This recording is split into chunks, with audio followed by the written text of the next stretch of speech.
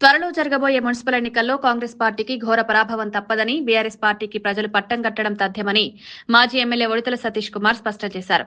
శుక్రవారం హుస్నాబాద్ పట్టణంలోని మెయిన్ రోడ్లో కాంగ్రెస్ బాకీ కార్డుల పంపిణీ కార్యక్రమంతో పాటు మున్సిపల్ ఎన్నికల ప్రచారాన్ని నిర్వహించారు. ఈ సందర్భంగా ఆయన విలేకరులతో మాట్లాడారు.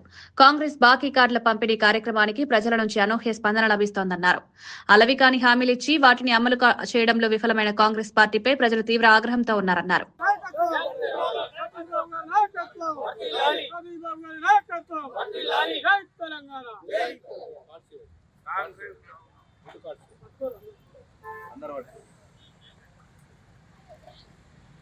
ఈరోజు హుస్నాబాద్ మున్సిపాలిటీలో పోయిన ఎన్నికల్లో కూడా కాంగ్రెస్ పార్టీ ఇచ్చిన హామీలు ఏమేమి ఉన్నాయి, ఏమేమి నెరవేర్చవలసి ఉన్నది, ఇంకా బాకీ ఉన్నాయని విషయంలో కూడా ఇవాళ ప్రతి ఒక్కరు కూడా ఇంటింటికి తిరిగి వాళ్ళకు అవగాహన చేసుకుంటూ కాంగ్రెస్ పార్టీ హామీలు ఇచ్చింది, ఇంతవరకు నెరవేర్చలేదు అని చెప్పుకుంటూ వెళ్ళడం జరిగింది.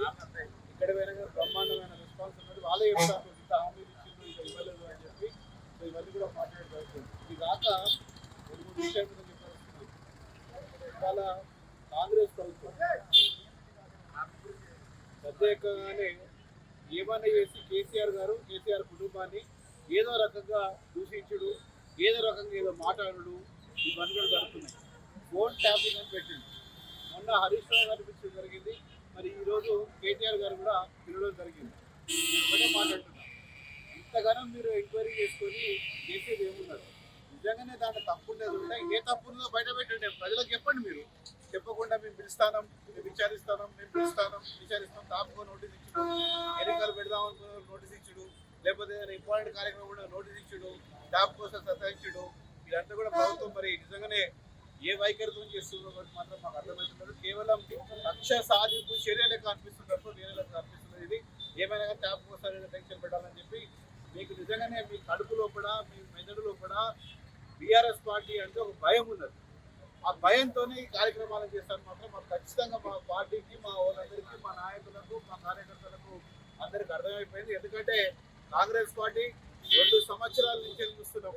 ఇప్పటి వరకు రైతు బంధు అన్నది ఏదో ఒకసారి ఇచ్చింది, మన ఇవ్వలేదు.